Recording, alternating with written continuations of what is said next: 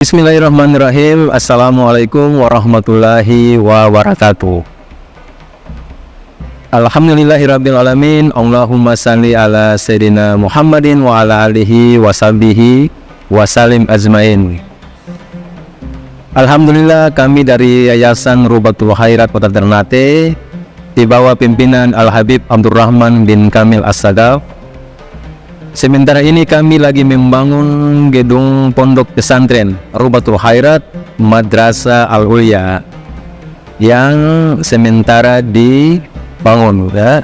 Gedung lantai 3. Kami sangat membutuhkan dana infak dan sedekah dari jamaah bapak-bapak dan ibu-ibu.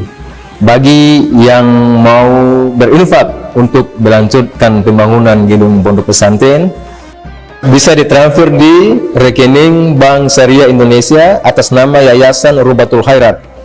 Nomor rekening 72356395526. Terima kasih.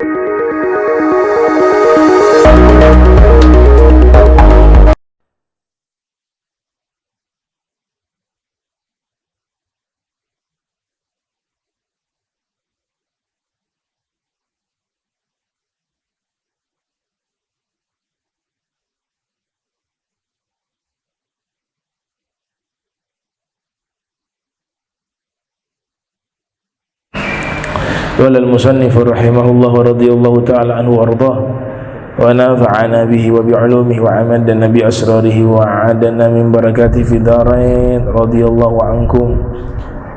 فالبدء باليمين مطلقا مشروع إذا لم يكن هناك وصف فاضل يقتضي التقديم لصاحبه على سواه كما ذكرت قريبا.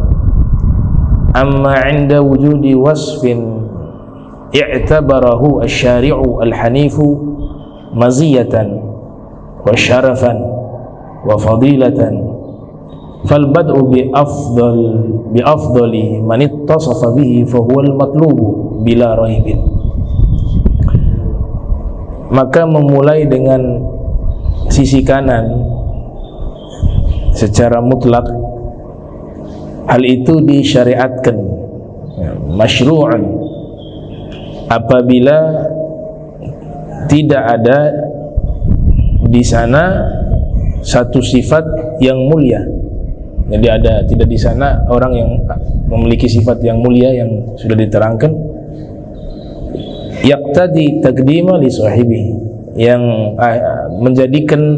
mengutamakan orang yang memiliki kemuliaan tersebut atas selainnya, sebagaimana yang telah saya jelaskan qoriban beberapa waktu yang lalu. Qoriban artinya penjelasan yang dekat, artinya yang sudah diterangkan di pertemuan yang lalu. Adapun di sisi orang yang memiliki sifat yang mulia, maka syariat yang lurus ini akan menetapkan penghormatan kepadanya, sebab maziyatan, ada kelebihan dan kemuliaan dan keutamaan. Maziyatan, suatu keistimewaan, wa syarafan, suatu kemuliaan, wa fadilatan, dan suatu keutamaan. Maka memulai dengan yang paling afdol, fal bad'u bi afdali man ittasafa bihi, memulai dengan yang paling afdol, orang yang memiliki sifat tersebut, itu dituntut, huwal matlub bila raibin, tanpa ada keraguan. Wa ala haddil qawli al-maz'umi sayabda'u al-mudhifu biman kana fi awwali jihati yaminih walau kana asghar al-awladi wal atfali أو خدم صدر المجلس أو سائقا وقد يكون غير مسلم أو مرافقا لوجه القوم أو رأس العشيرة أو تاج المجلس العالم الجليل أو الأمير النبيل awil jaddi awil walidi awil ammi al-fadil fahal yusawwagu fi fiqhil islami wa adabihi ay yutraka haula'i al-aliyah minal gaumi minal bad'i bi diyafatihim wa takrimihim wa ala haddil gaulil mad'umi.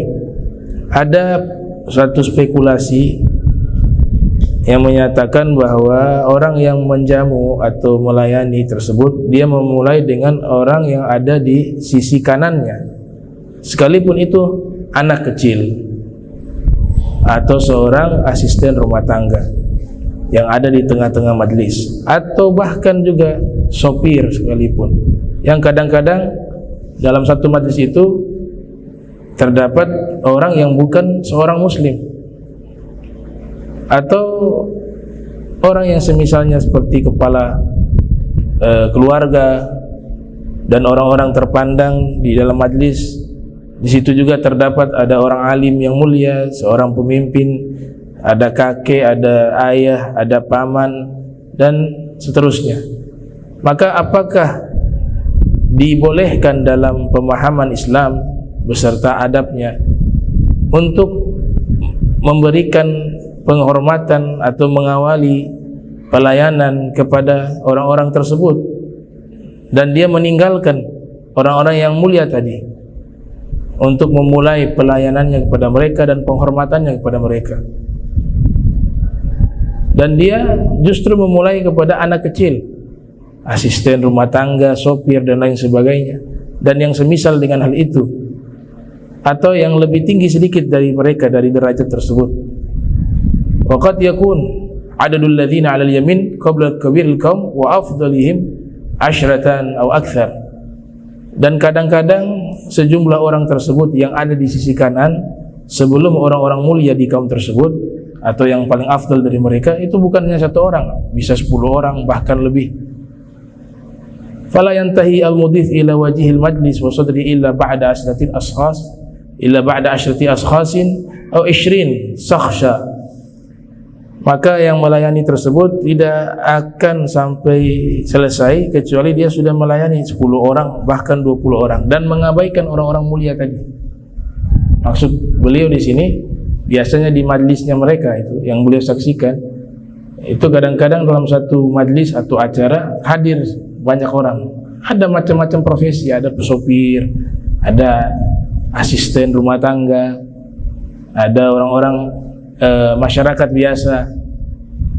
Nah, ini yang menjamu kadang-kadang mereka melihat sisi kanan itu, yang awal untuk dijamu sisi kanan. Padahal sisi kanan orang-orang ini ada asisten rumah tangga, ada sopir. Di sisi kirinya itu ada ulama, ada orang tua, dan seterusnya, orang-orang yang dianggap mulia dalam syariat. Nah, mereka sibuk memuliakan dan berkhidmah orang-orang yang di sisi kanan, sedangkan yang mulia ini diabaikan. Kalau sudah sibuk dengan yang sisi kanan, pasti di situ dalam satu acara bukan satu orang, ada puluhan orang, sehingga apa? Orang-orang yang mulia tadi terabaikan. Itu harusnya dia memulai dari mereka, walaupun posisinya bukan di sisi kanan. Itu yang dimaksud oleh musannif. Hasya fiqhal islami wa adabahu an yusawwiga hadzal ikhlal bil adab. Tentu hal itu bukan dari pemahaman Islam atau adab-adab Islam, sebab agama Islam tidak membolehkan untuk merusak yang namanya adab wa tajammuli al-fitri, dan satu interaksi yang indah secara alami. Amma fi hali talabi suqya min sagirin au mafdulin au nahwihi, adapun dalam keadaan meminta air minum walaupun itu dari anak kecil atau orang-orang yang dimuliakan atau yang semisalnya, maka hal itu faqad sara huwa sahibul haq bi ijabatihi wal bad'i bihi li talabihi. Maka hal tersebut boleh diutamakan kepada mereka atau menjawab permintaan mereka dan memulai pelayanan kepada apa yang mereka minta, itu tidak masalah. thumma biman ala yaminihi ba'dahu walau kana asgharul qaum. Kemudian kepada orang yang ada di sisi kanan setelahnya, walaupun orang tersebut dianggap sebagai orang yang kecil di kalangan kaum tersebut. Wa agallahum sya'nan, dan kedudukannya dianggap tidak terlalu mulia dengan yang lainnya. Wa idza lahadha 'inda taqdimi ma talaba ilaihi minal ma' aw siwa anna man huwa akbaru minhu aw afdal lahu tawajjuhun ila ma guddima ilaihi fa atharahu bil bad'i bihi ri'ayatan lil adab al-islami fil ithar. Dan ringkasannya atau perhatian, wa idza lahadha, apabila dia memperhatikan, inda taqdim, di saat memberikan apa yang diminta oleh orang yang hadir di majlis tersebut, meminta air atau yang selainnya, anna man huwa akbar minhu aw afdalahu tawajjuh ila ma qad, maka dia harus mendahulukan orang yang lebih tua atau orang yang lebih mulia untuk dia memberikan pelayanan tersebut, untuk diberikan apa yang diminta. Fa atharahu bil bad'i bihi, maka dia harus mengutamakan mereka di dalam memulai melayani atau mengijabah permintaan mereka. Ri'ayatan lil adab al-islami fil ithar, sebagai bentuk penjagaan terhadap adab Islam di dalam mengutamakan mana yang skala prioritas untuk diberikan pelayanan tersebut. Fadzalika fadlun kabir faqad fadzalika fadlun kabir qad hazahu zada bihi itran wartafa'a bihi qadran wa ahraza bihi ajra. Maka itu adalah satu karunia yang sangat besar yang dia peroleh, bahkan bertambah kebaikannya, bertambah kedudukannya, dan bertambah besar pahalanya. Adab yang ke-19, ra'i al-adaba ma'a abika wa ummika atammal mura'at, jagalah adab kepada ayahmu dan ibumu dengan paling sempurnanya penjagaan adab. Jadi bicara adab, skala prioritas juga adalah orang tua. Orang tua skala prioritas. Orang tua, para masyayikh, para guru, itu skala prioritas menjaga adab. Jadi jangan sampai hanya fokus di adab, tapi perbuatan baik ditinggal. Ada orang sopannya luar biasa, sopan, tapi bakhilnya luar biasa juga, kikirnya. Itu adab gak ada artinya. Adab ini kan dia hanya membahas sikap yang baik. Sikap. Kalau agama kita bukan hanya mengajarkan sikap baik, tapi berbuat baik. Sikap baik diajarkan, berbuat baik juga diperintahkan. Gitu. Kak dulu ada pernah baca kitab yang nulis ulama kekinian juga, namanya Syekh Abu Bakar Al-Jazairi.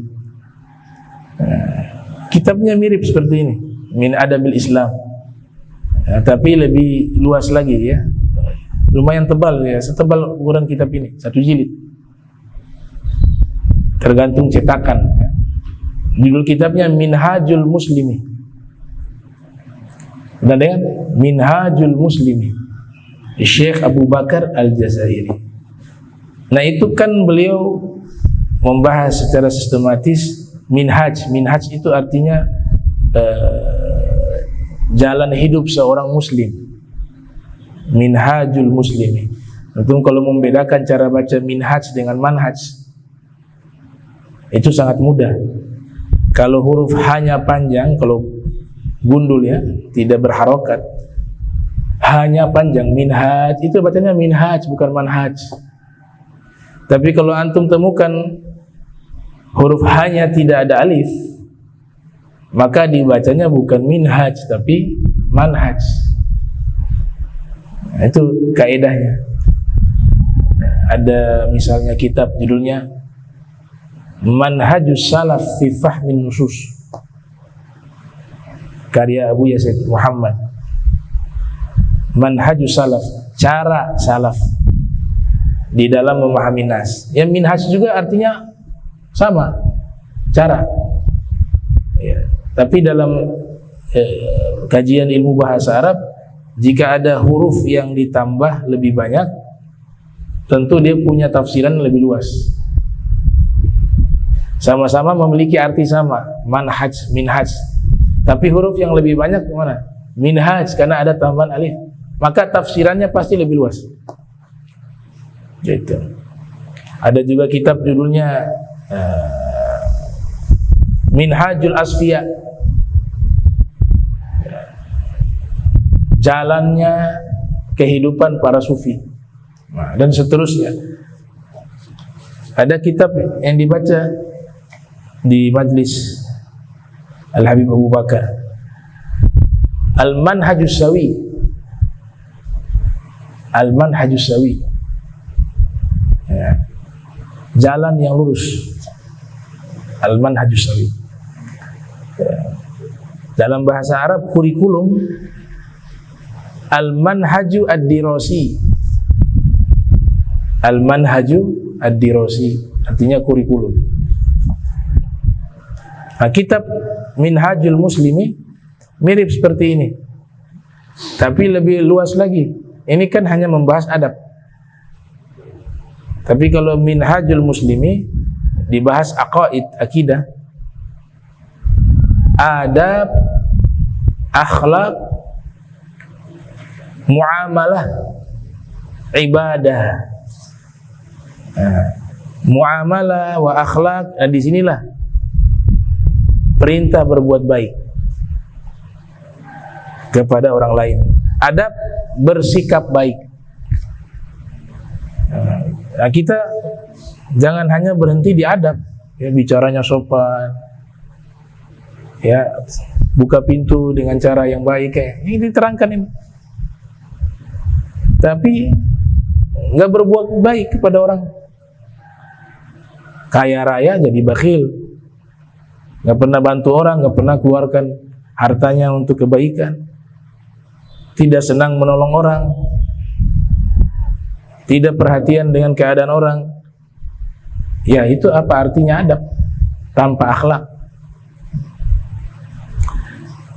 Jadi adab diiringi dengan muamalah. Muamalah itu kan artinya apa? Interaksi sosial. Adab diiringi dengan akhlak. Itu baru sempurna.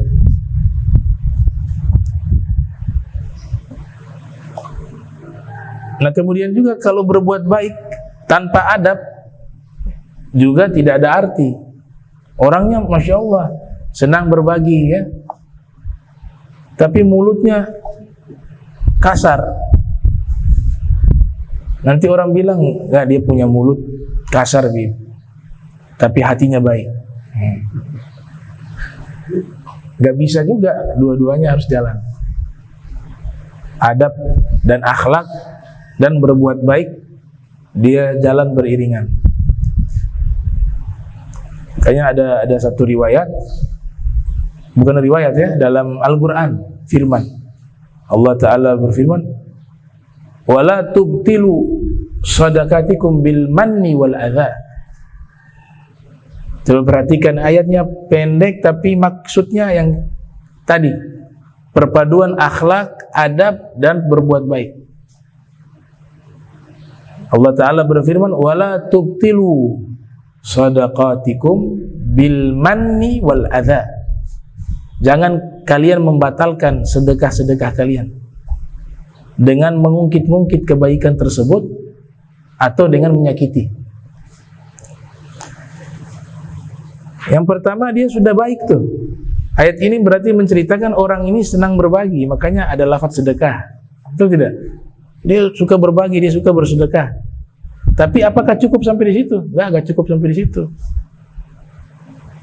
Ada adab setelahnya. Ini muamalah. Ini perbuatan baik. Senang berbagi, senang bersedekah. Itu suatu perbuatan baik. Tapi tidak cukup sampai di situ. Ternyata setelahnya ada adab. Jangan ungkit kebaikan yang kalian lakukan. Sedekah yang kalian berikan jangan diungkit-ungkit. Kaitannya dengan adab. Dan jangan menyakiti. memberikan dengan cara yang kasar dan seterusnya. Sehingga apa? Pahala sedekah itu menjadi batal. Jadi berbuat baik tanpa adab, tanpa akhlak, itu akan membatalkan pahala perbuatan baik itu. Itu yang dimaksud di dalam ayat tersebut. Wala tubtilu shadaqatikum bil manni wal adha. Jangan kalian membatalkan. Qalal mufassirun, ulama tafsir Imam Tabari wa Al-Imam Fakhruddin Ar-Razi dalam tafsir mereka menyebutkan makna wala tubtilu, artinya jangan kalian membatalkan ujura shadaqatikum, pahala sedekah kalian dengan sebab menyakiti, dengan mengungkit atau memberi dengan cara yang kasar. Sama seperti orang yang dia berbagi, dia senang memberi, tapi mulutnya kasar. Sama kayak ini, ayat ini, pahalanya hilang. Jadi kita dituntut baik, berbuat baik, juga dituntut beradab, berakhlak, baru disebut seorang mukmin. Makanya di dalam hadis Nabi katakan 3 hal nih yang dilakukan maka keimanannya sempurna. Yang pertama, ittaqillah haitsu ma kunta. Bertakwalah kepada Allah dimanapun kalian berada. Berarti ini hubungannya dengan Allah, bukan dengan manusia. Tapi lanjutannya apa? Berkaitan dengan dirinya sendiri dan orang lain. Berbuat baik kepada diri sendiri dan berbuat baik kepada orang lain. Lanjutannya, ittaqillah haitsu ma kunta wa atbi'is sayyi'ata hasanata tamhuha. Dan iringilah perbuatan dosa yang telah kalian lakukan disusul dengan kebaikan, maka niscaya dia akan menghapus dosa kalian. Berarti berbuat baik kepada diri sendiri dengan jangan banyak atau jangan melakukan dosa. Kalaupun terjerumus, segera bertobat. Dengan tobat itulah dosa kalian dihapus. Kemudian Nabi lanjutkan, wa khaliqin nasa bi khuluqin hasanin, dan berakhlaklah kepada manusia dengan akhlak yang baik. Jadi satu hadis tapi memiliki 3 kebaikan yang dilakukan secara vertikal kepada Allah. Di awal dengan perintah bertakwalah kepada Allah. Yang kedua, kebaikan terhadap diri sendiri. Dan yang ketiga, berbuat baik atau kebaikan untuk diberikan kepada orang lain. Di situ Nabi menggunakan lafaz an-nas, manusia. Yang namanya manusia, lafaz an-nas itu manusia dari sisi sosial, sosiologis. Kita disuruh secara sosial berbuat baik kepada semua manusia, tanpa harus memandang dari mana asalnya, sukunya, agamanya. Nah, ini yang disebut tadi perpaduan adab, akhlak, dan berbuat baik. Adab ke-19 ini musannif menekankan untuk jagalah adab kalian kepada ayahmu, ibumu. Jagalah adab kalian kepada ayah kalian, ibu kalian dengan sempurnanya, paling sempurnanya adab, paling sempurnanya penjagaan adab. Fa innahuma ahaggun nas minka bidzalik. Karena sesungguhnya mereka berdua itulah manusia yang paling berhak mendapatkan kebaikan darimu. Siapa lagi kalau bukan keduanya? Ja'a rajulun ila Rasulillah sallallahu alaihi wa alihi wasallam faqala ya Rasulullah man ahaqqun nas bi husni suhbati minni. Datang seorang laki-laki menemui Rasulullah sallallahu alaihi wasallam, lalu dia mengatakan, wahai Rasulullah, siapa manusia yang paling berhak untuk aku berbuat baik? Qala, Nabi bersabda, ummuka, ibumu. Kemudian siapa wahai Rasul setelah ibu? Thumma ummuk, kata Nabi, ibumu. Kemudian siapa wahai Rasulullah setelah ibu? Nabi menjawab lagi, ummuka, ibumu. Kemudian setelah ibu siapa wahai Rasul? Summa abu, kemudian ayah. Summa adnak, kemudian kerabat dekatmu. Dan setelahnya itu orang-orang terdekat, baik sahabat ataupun yang lainnya. Ada ulama yang menafsirkan Nabi mengulang-ulang ya, kata ibu sebanyak 3 kali, sedangkan ayah hanya 1 kali. Bukan berarti kita membanding-bandingkan berbuat baik. Oh, ini kadang-kadang salah faham bahwa Nabi mengatakan berbuat baik ke ibu itu 3 kali, ayah tuh ya sekedarnya saja 1 kali. Bukan begitu pemahamannya. Pemahamannya kedua-duanya punya hak yang sama untuk kita berbuat baik. Akan tetapi ibu ini memiliki hal atau memiliki kebaikan yang lebih besar dari ayah. Maksudnya begitu. Kalau berbuat baik, kalau berbakti, kita dituntut berbakti kepada keduanya, berbuat baik kepada keduanya. Akan tetapi kata ibu, ya,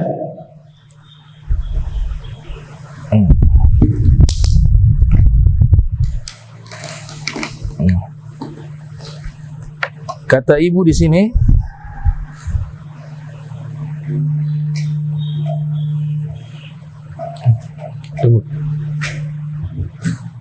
bismillah. Kata ibu diulang 3 kali karena ibu itu punya 3 kebaikan yang tidak dimiliki oleh bapak, seorang ayah. Yang pertama di situ mengandung. Ayah tidak mengandung. Makanya Nabi sebut yang pertama ummuka, karena ibumu mengandung engkau.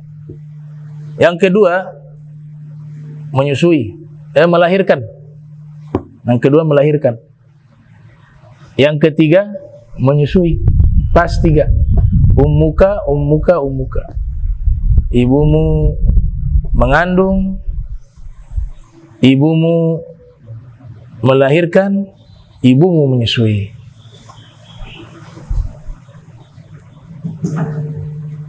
Hadis riwayat Imam Bukhari dan Muslim. Wa haddatsa Hisham bin Urwah an abihi anna Abu Hurairah radhiyallahu anhu ra'a rajulan yamshi baina yaday rajulin faqala lahu ma hadza minka. Diriwayatkan oleh Hisham bin Urwah dari ayahnya bahwa sesungguhnya Abu Hurairah melihat seorang laki-laki, ra'a rajulan yamshi baina yaday rajulin, berjalan di hadapan seorang laki-laki. Faqala lahu ma hadza mink. Kemudian Abu Hurairah berkata kepadanya, ini siapa ini yang ada di belakangmu? Qala abi. Dia menjawab, ini ayahku. Jadi anaknya jalan di depan, ayahnya di belakangnya. Abu Hurairah menyaksikan itu. Abu Hurairah bertanya, itu siapa itu yang di belakang kamu? Dia mengatakan, oh yang di belakang saya ayah saya. Nah kemudian apa selanjutnya? Abu Hurairah mengatakan, fala tamshi baina yaday. Kamu sebagai anak gak boleh jalan di depan, sedangkan ayahmu di belakang. Fala tamshi baina yaday wala tajlis hatta yajlisa. Dan jangan pernah kamu duduk kecuali dia duduk terlebih dahulu. Ya. Fala tamshi baina yaday wala tajlis hatta yajlisa. Wala bisa juga nafi ya. Nah, ini nahi di sini. Wala tad'hu bismihi, dan jangan pernah kamu memanggil dengan namanya. Menyebut namanya langsung, harus disebut. Ya kita sudah biasa sebut ayah, bapak. Kalau bapak itu Nabi Adam. Dalam kitab Qasasul Anbiya li Ibn Najjar, dalam satu riwayat Nabi Adam diturunkan di India. Satu gunung itu namanya Baba. Hanya dinisbatkan semua yang menjadi sosok orang tua dari laki-laki disebut dengan Nabi Adam turun di gunung namanya Baba, ini dikasih Papa. Sedangkan Hawa turun di satu gunung namanya Mama, ini panggilnya Papa, Mama. Kalau bahasa Al-Quran, ayah disebut abati. Kalau abati itu panggilan untuk seorang ayah yang bisa mendidik anak. Ayah sekaligus guru. Makanya Nabi Ismail panggilnya ya abati, if'al ma tu'mar. Atau abuya. Abuya itu bapak juga, bapakku. Abuya artinya bapakku. Nah, karena sosok guru itu posisinya seperti orang tua. Aba'uka thalatha, bapak-bapakmu ada 3. Abuka alladhi waladak, bapakmu yang sebab dia kamu lahir, orang tua kita. Wa abuka alladhi zawazak ibnatah, bapak yang kedua adalah dia yang menikahkan kamu dengan anaknya, mertua. Wa abuka alladhi 'allamak, dan bapakmu yang ketiga yang mengajarkan kamu ilmu. Yang luar biasa, setelahnya itu wa huwa afdalu minhum, yang ketiga ini lebih afdal dari semua. Kok bisa guru yang posisinya seperti ini lebih afdal dari orang tua biologis, dari mertua? Itu dijawab dalam syair. Ada guru tua mengutip syair itu. Karena hafal syairnya? Nah, saya lupa dia punya bahasa Arab ya. Pokoknya terjemahannya itu kurang lebih karena ayahmu yang melahirkan kamu itu, mereka memberikan kebaikan kamu dalam masalah duniawi. Sedangkan gurumu itu yang membimbing kita mengenal Allah, mengenal Rasul, mengenal hukum Allah, mereka mendidik ruhmu. Dan nilai ruh lebih mahal dari jasad. Ayahmu yang melahirkan kamu menyelamatkanmu dari api dunia, makanya disekolahkan biar hidup tidak susah, bisa kerja. Sedangkan gurumu menyelamatkanmu dari api neraka di akhirat. Itu. Maka diumpamakan sesuatu yang sifatnya jasad, sifatnya duniawi, ya itu seperti apa? Kerang di lautan. Sedangkan yang memberikan kamu ilmu dan kamu selamat di akhirat dan membimbing ruhmu itu mutiaranya. Dan mutiara lebih mahal dari kerang.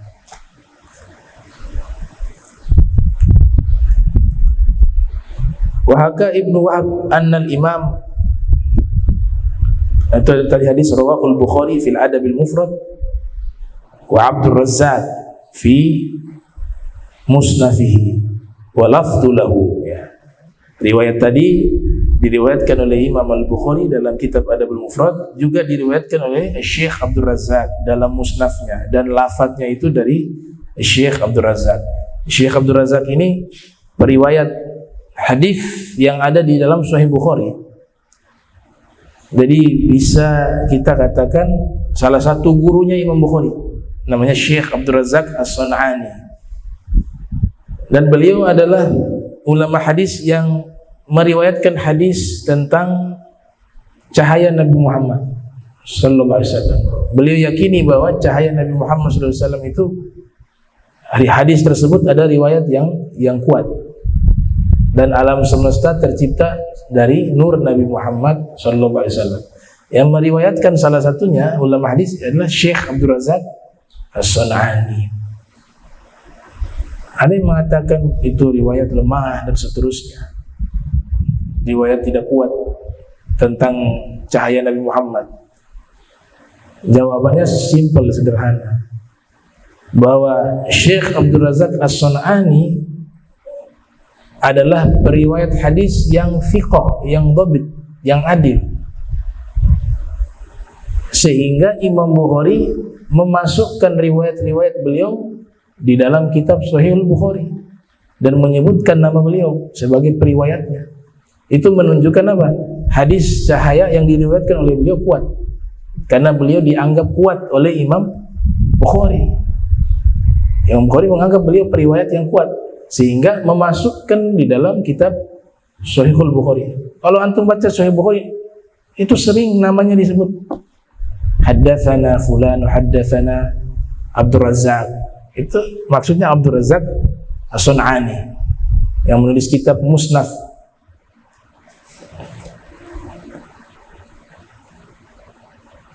Wa haka Ibnu Wahbin anna al-Imam Abdurrahman Ibn Al-Qasimi Al-Utaqi Al-Misri tilmidha al-Imam Malikin Ibn Anasin al-Maulud sanah mi'ah wa ithnatan wa thalathin hijriyatan wal mutawaffa sanatah mi'ah wa wahida wa tis'in hijriyatan rahimahullahu ta'ala annahu kana yugra alaihi al-muwatta idh qama qiyaman tawilan thumma jalasa faqila lahu fi dhalika faqala nazalat ummi tas'alu hajah faqamat wa qumtu liqiyamiha falamma sa'idat jalastu.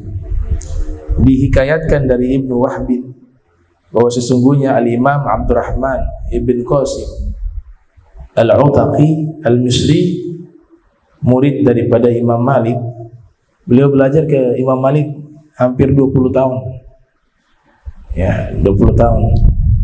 Dan ada juga murid-murid Imam Malik, termasuk beliau juga sebenarnya, yang mengatakan kami belajar kepada Imam Malik selama 20 tahun, 18 tahun belajar akhlak dan adab, 2 tahun belajar ilmu. Nah, beliau disebutkan di sini dilahirkan pada tahun 132 Hijriah dan wafat pada tahun 191 Hijriah.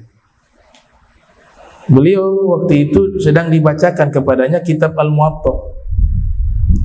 Tiba-tiba beliau berdiri dengan waktu yang cukup lama.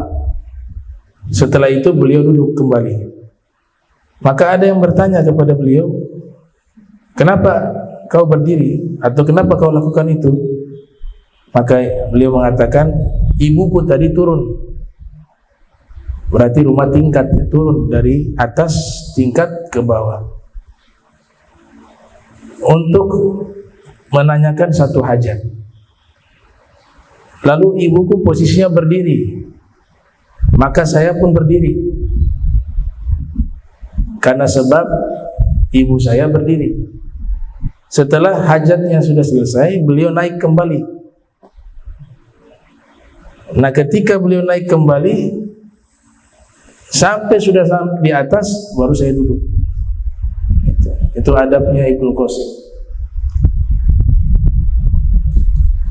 Wa qala at-tabi'i al-jalil Tawus bin Kaisan, berkata at-tabi'i al-jalil Tawus bin Kaisan, seorang ulama tabi'in, generasi tabi'in.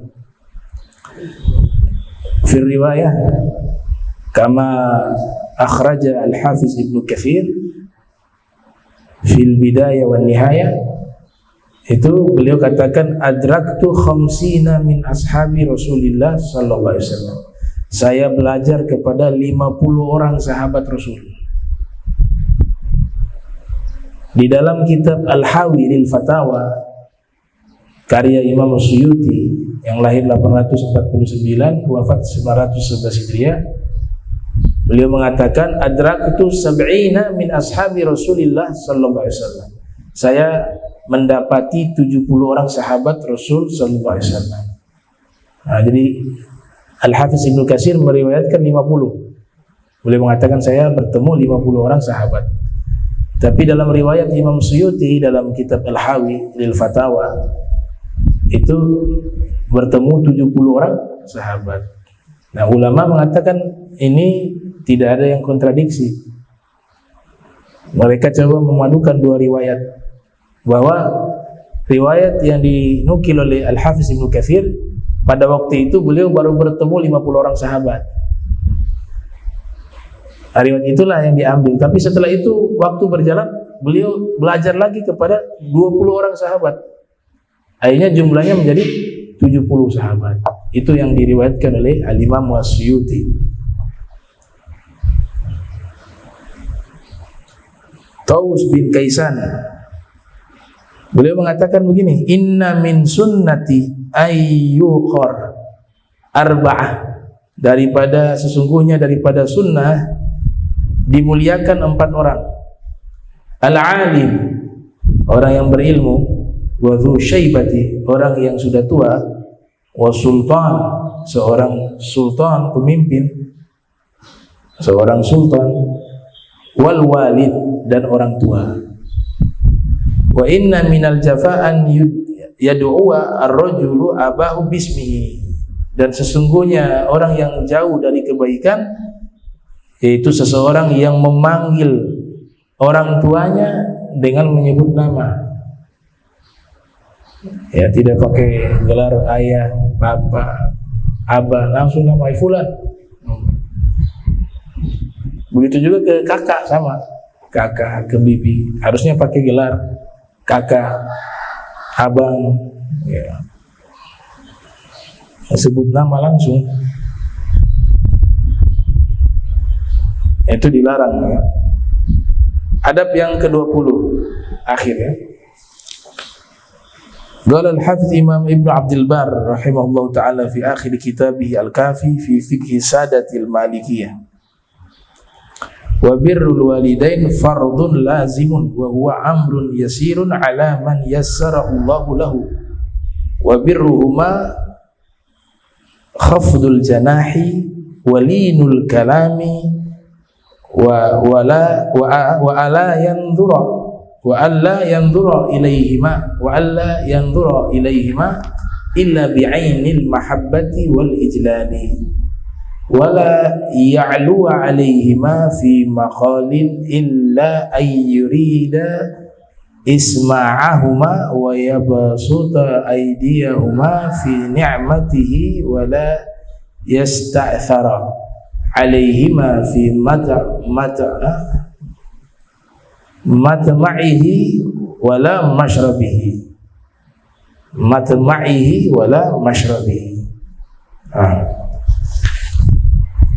Al-Imam Al-Hafiz Ibnu Abdul Bar, ulama ahli hadis mazhab Maliki, bermukim di Andalus, Spanyol di zaman itu. Beliau yang menulis kitab Al-Isti'ab, kitab biografi para sahabat.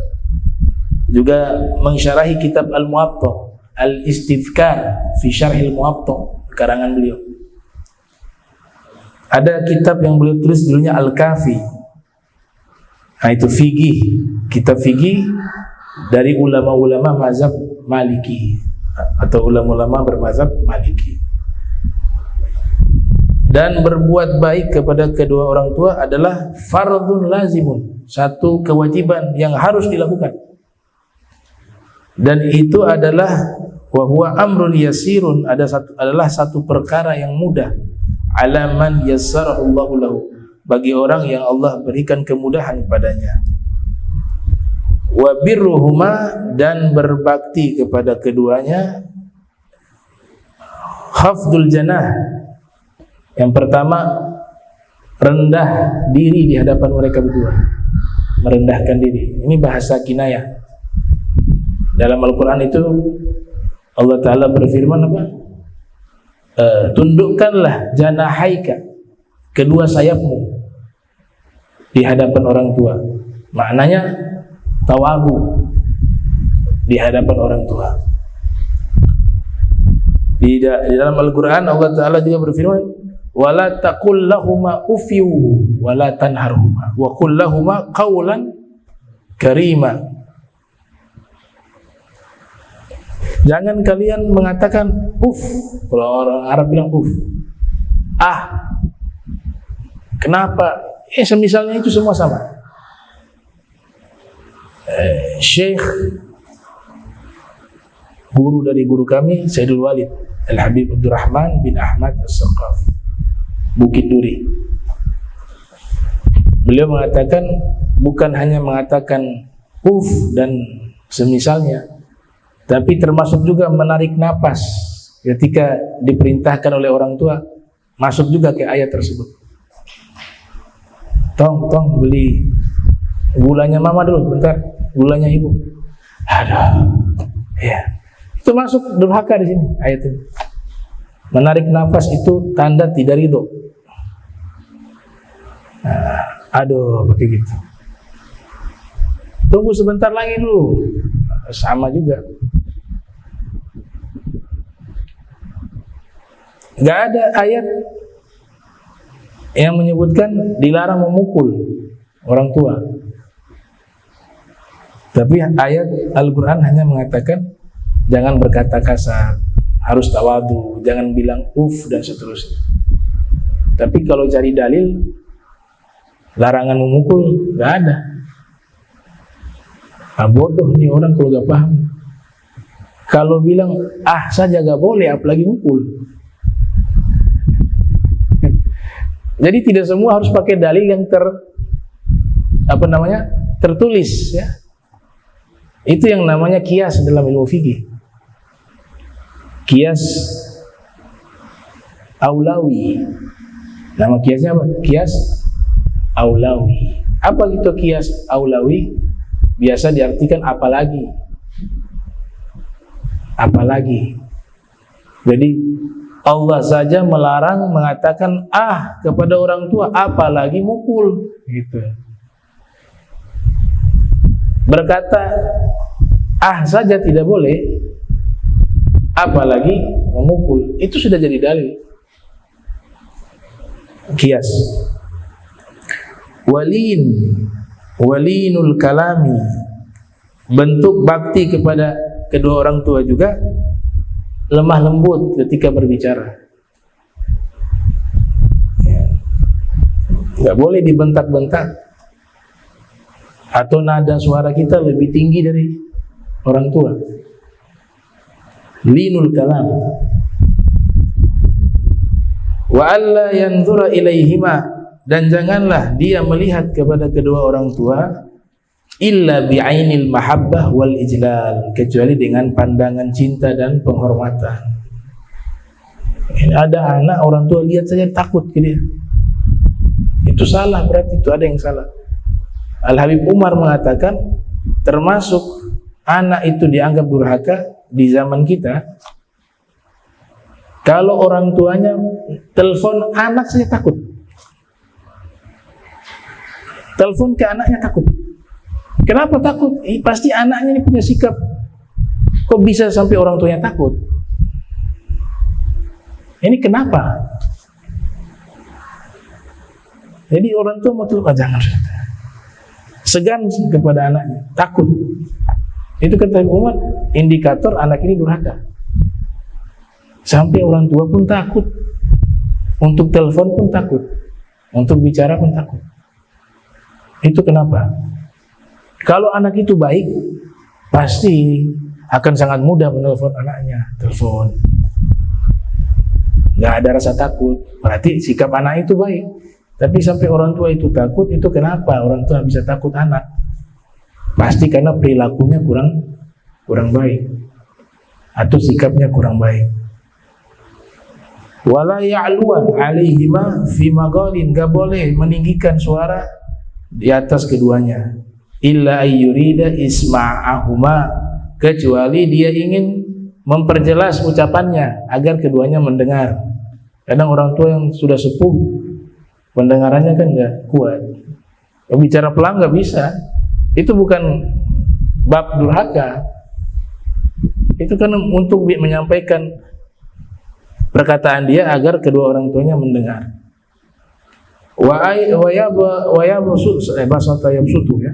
yabsuta aydiyahuma fi ni'matihi. Basata yabsutu, ya, yabsuta dia ataf ke ada huruf an tadi, an yurida wa yabsuta aydiyahuma fi ni'matihi. Dia kalau dapat nikmat bagi ke orang tua, jangan tahan sendiri, ngasih per bulan kalau perlu. Kita dapat nikmat anak, orang tua harus merasakan itu, ya, ngasih. Jangan tunggu orang tua minta tolong. Orang tua itu tidak akan minta tolong ke anak, dia gak mau merepotkan anak. Tapi anak ini yang harus berpikir, punya akal pikir. Orang tua keadaannya begitu, gak perlu tunggu orang tua minta tolong. Anak ini harus peka, dia langsung menolong. Karena orang tua itu pasti, semua orang tua tidak ingin anaknya direpotkan, sekalipun dalam keadaan susah. Anaknya ini yang harus dituntut untuk peka dengan keadaan orang tua. Sekalipun orang tuanya mampu, perbuatan baik anak itu tetap harus dilakukan. Bahkan itu adabnya Al-Imam Ali Zainal Abidin bin Husain dalam managib beliau. Beliau itu saking hormat kepada ibunya, artinya masalah kenikmatan tadi, gak mau mengambil nikmat orang tua, tapi justru harus memberikan nikmat yang dia miliki kepada orang tuanya. Salah satu cara Al-Imam Ali Zainal Abidin mempraktekkan hal tersebut, beliau tidak pernah makan bersama ibunya. Harusnya kan bagus makan sama orang tua. Dan itu disaksikan oleh orang banyak. Mereka sudah terkenal. Imam Ali Zainal Abidin tidak pernah makan dengan ibunya. Satu kali ada yang bertanya, "Wahai Imam, kenapa engkau selama ini gak pernah kami lihat makan bersama ibumu?" Kata Imam Ali Zainal Abidin, "Saya takut satu tempat, satu meja makan dengan ibu saya. Kemudian waktu itu ibu saya dalam hatinya ingin mengambil makanan tersebut, kemudian saya mendahulinya. Maka saya termasuk anak yang durhaka. Jadi mendingan ibu saya makan dulu, sudah selesai, baru yang akhiran saya yang makan. Saya takut di hatinya ingin itu makanan, ternyata saya sudah ambil itu makanan. Pasti ibu akan berikan kepada anak. Saya gak mau seperti itu. Makanya saya tidak pernah makan bersama ibu saya. Tapi saya makan setelah ibu saya makan, baru saya makan." Itu akhlaknya Al-Imam Ali Zainal Abidin bin Husain.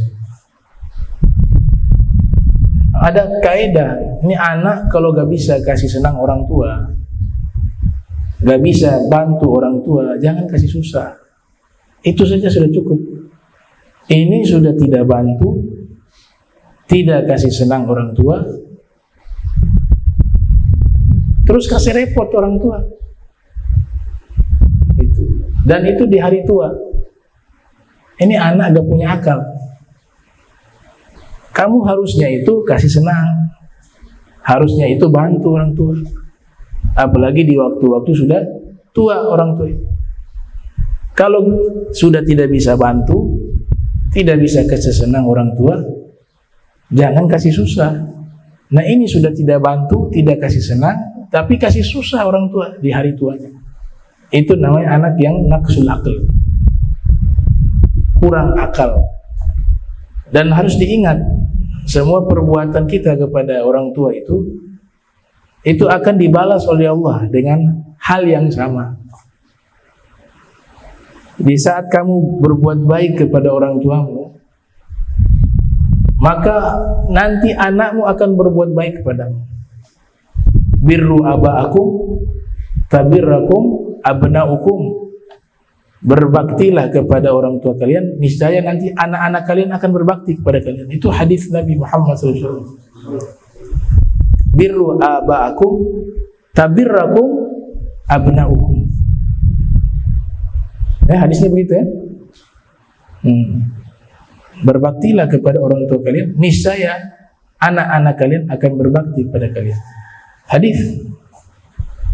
Makanya dulu Syekh Ibrahim Bajuri yang ngarang kitab Hasyiah Bajuri pernah dengan murid lewat di pasar. Situ ada rumah, satu rumah di pinggir pasar itu di jalanan. Tahu-tahu terdengar suara cekcok di dalam rumah sampai keluar tuh, ternyata ada anak muda lagi mukul satu bapak tua. Dipukul sampai berdarah-darah. Terus orang tua ini diseret sampai keluar rumah. Murid-muridnya Syekh Ibrahim Bajuri ingin melerai itu. Tapi Syekh Ibrahim Bajuri mengatakan jangan biarkan dulu. Ini bagaimana guru kita? Ada orang dianiaya orang tua sama anak muda kok disuruh dibiarkan. Biarkan dulu sampai selesai. Sampai selesai anak muda itu memukul orang tuanya. Ini ayahnya padahal nih. Dipukul sampai berdarah, dia pergi tinggalkan tuh orang tua itu.